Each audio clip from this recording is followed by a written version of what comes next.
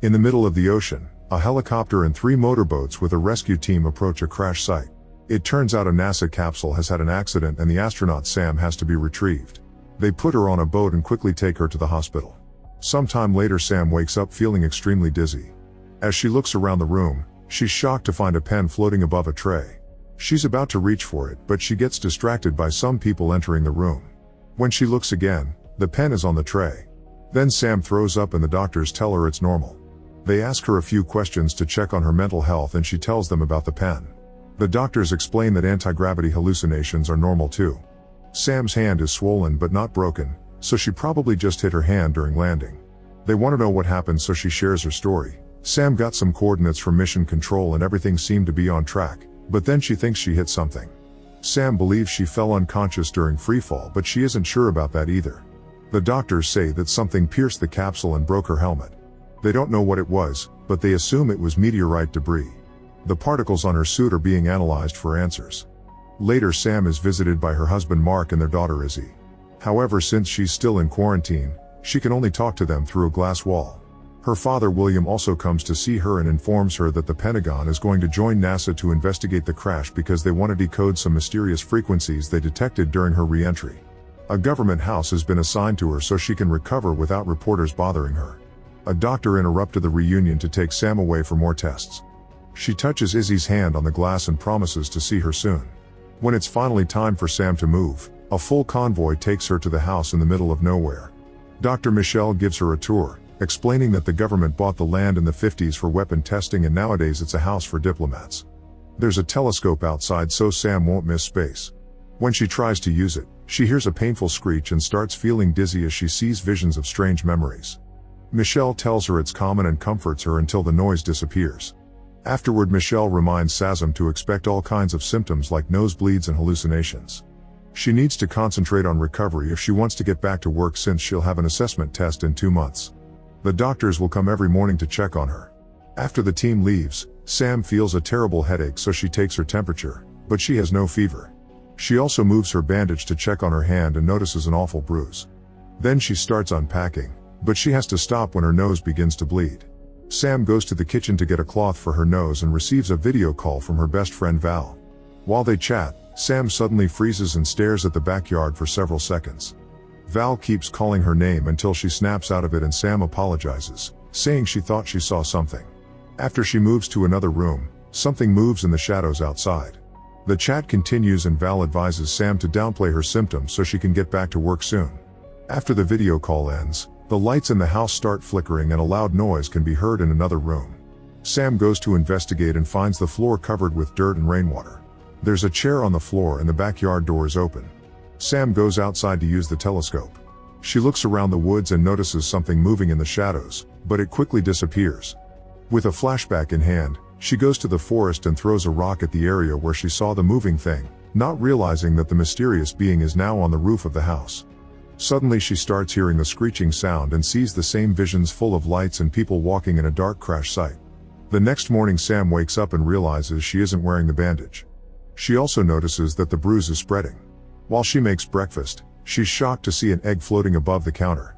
Sam pokes it and it bobbles in the air, and when she grabs it and lets go, it continues to float. However, when the medical team arrives, the egg falls and breaks on the counter. The rest of the morning is spent with Sam going through dozens of tests. While exercising, she feels a sudden pain in her foot and claims it's just a cramp. After the tests are over, Sam lies down with ice on all the sore spots in her body. Michelle apologizes for the intensity but promises all the data they're collecting is very useful for the space program. She asks Sam if she's had any other symptoms, and Sam pretends she's been fine. After the medical team leaves, Sam calls Mark and tells him she'd like to go on a family trip after her recovery is done. Mark thinks it's a bad idea because he believes Izzy shouldn't see them together if they end up getting divorced. Sam is hurt and says they're still figuring things out, but Mark points out they almost lost her, so things have been hard. She was away for months for training, then she was out in space, and he knows she'll take another mission as soon as she can. A desperate Sam insists that they're very important to her and that she wants Izzy to have the family she didn't have. It's revealed that Izzy is adopted because the couple couldn't have kids, however Mark doesn't think it brought the closure they expected. Izzy interrupts the talk to show her drawing of her family with some space people in the sky. Afterward, Sam goes for a walk in the woods and starts hearing the painful noise again. She grabs her head as visions of a search team in a smoky area flood her mind. When it finally stops, Sam looks down and is shocked to find a cable under the leaves. She starts following it and discovers a rock with a light in it.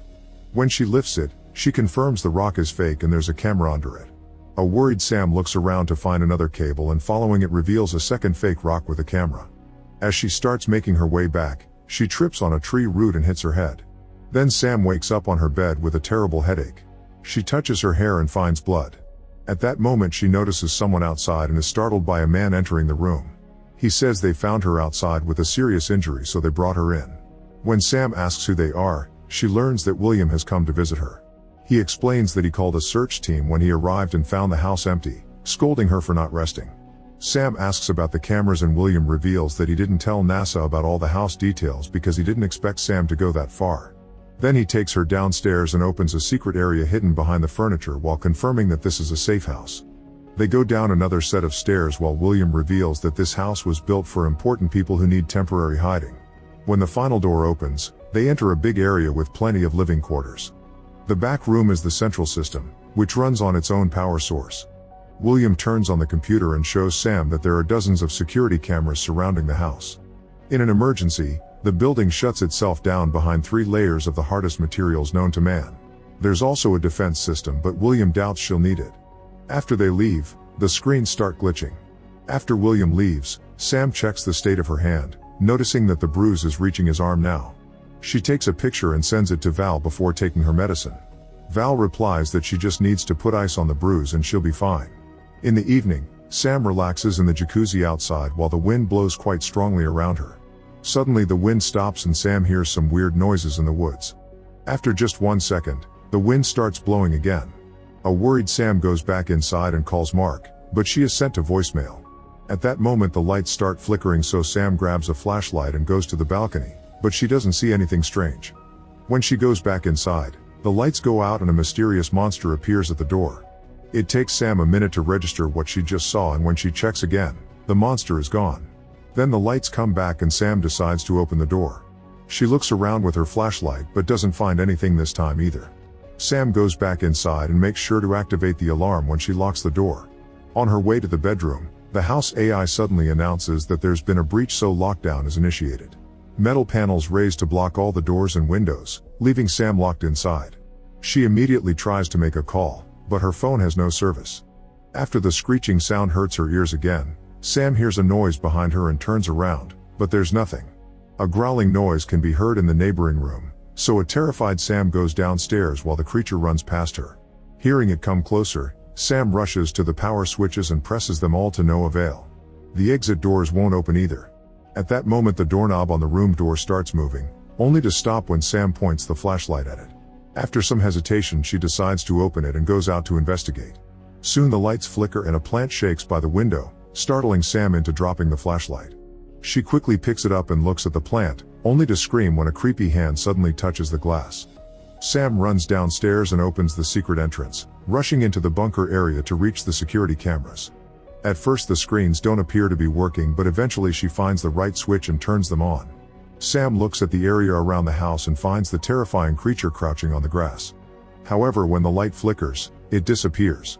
Suddenly Sam is woken up by her phone ringing and she realizes she fell asleep on the computer desk. She rushes upstairs and finds William with his team, so she tells them there's something wrong with the generator. William confirms they detected some blackouts and sends his people to work. Sam tells him that something entered the house, so William promises to check the security footage. Afterward the tests begin.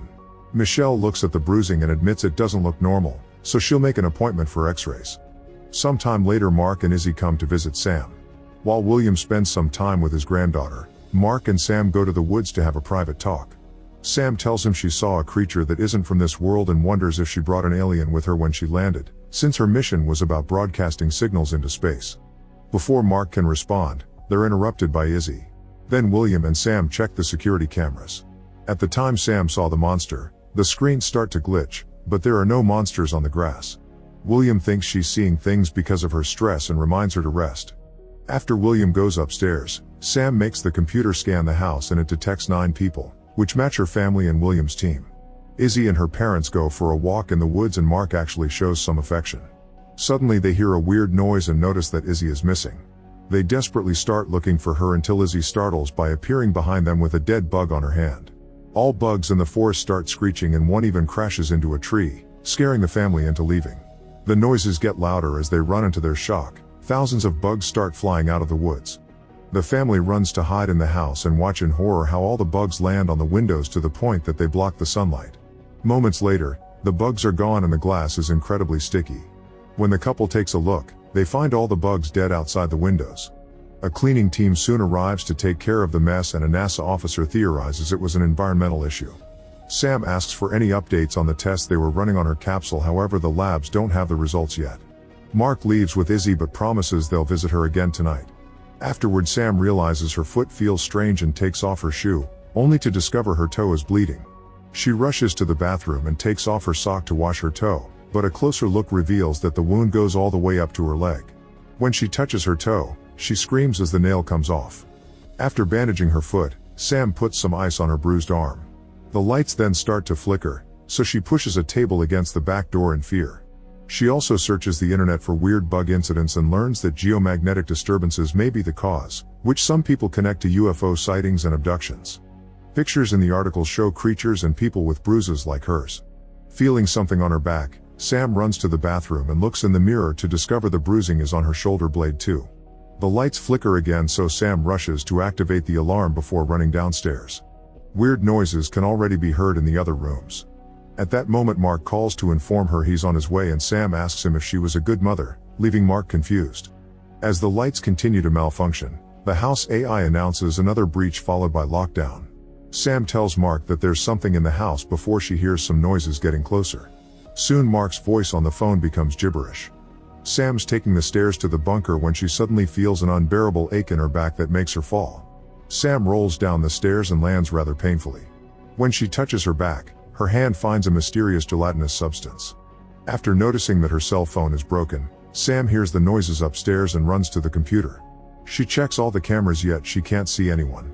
Then she scans the building and the computer tells her there's another person besides her.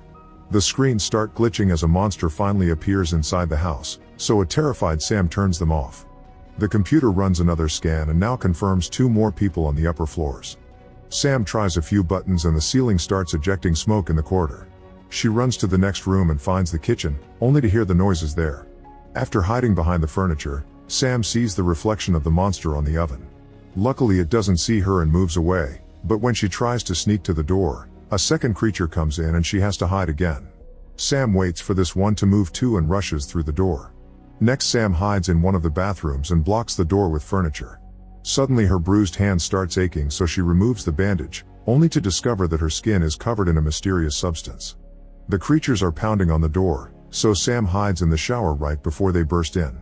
Noticing a vent, she kicks the lid in and manages to open a panel that lets her run between the walls. Outside the house, Mark and Izzy arrive and notice that the building is in lockdown. Mark tries to call Sam to no avail, so he leaves the car to investigate. Izzy sees something nearby and runs out on her own. Mark follows her and finds her pointing at a light in the forest. Back so Sam, she returns to the corridor and takes the stairs, but the monster grabs her leg and makes her fall. After some struggle, she manages to kick its paw off and keep moving. Sam sneaks into another space between walls as her wounds glow brightly. Eventually she finds a ladder and climbs out through a hatch in the forest. As she runs among the trees, more of her wounds start glowing and she keeps hearing the sound of the monsters, but not her family looking for her. On the road near the house, William arrives with a team of armed men. He reminds them that they're dealing with something very intelligent before sending them out. While the soldiers search the rest of the house, William goes to the bunker and finds a mess. In the forest, Sam falls on the ground and hears the monsters getting closer, so she begs for mercy. Suddenly a creature lifts her chin and looks at her with kind eyes as it asks in its language if she can understand it. Sam surprises herself by understanding every word. More creatures appear as the first one says they missed her. When she asks who they are, the creature says they're her family. Since Sam is still confused, the creature rests its forehead on hers, asking her to remember. The visions from earlier are clearer in Sam's mind now. It turns out she's an alien, and her family crashed on Earth many years ago. A team of soldiers led by William tried to capture them, so the aliens ran away as fast as possible. In the chaos, Sam accidentally separated from the others, so she used a device to camouflage her body. When William found her, she looked like a young child, and that day he adopted her. Her alien family never stopped looking for her, knowing that the camouflage would die out after a few years, and it was them who pierced her capsule. In the present, Mark and Izzy find Sam surrounded by aliens. Izzy is freaked out by her mom's glowing body and Sam assures her nobody will hurt her. William interrupts the moment, confirming he's always known what she is. He inspired her to be an astronaut on purpose and sent her on that specific mission as bait. Now he wants to capture the aliens as government property, so he calls his team. William asks Sam to tell the aliens to surrender, but she refuses. When he pulls out his gun, Mark tackles him to the ground and punches him a few times. Meanwhile, Sam's camouflage finally ends and she reveals her real alien form. The soldiers are coming closer, so Mark tells Sam to leave for her own sake. Izzy raises her hand and Sam touches it with her paw before running away with her family. By the time the soldiers arrive, the aliens are leaving Earth on a very bright spaceship.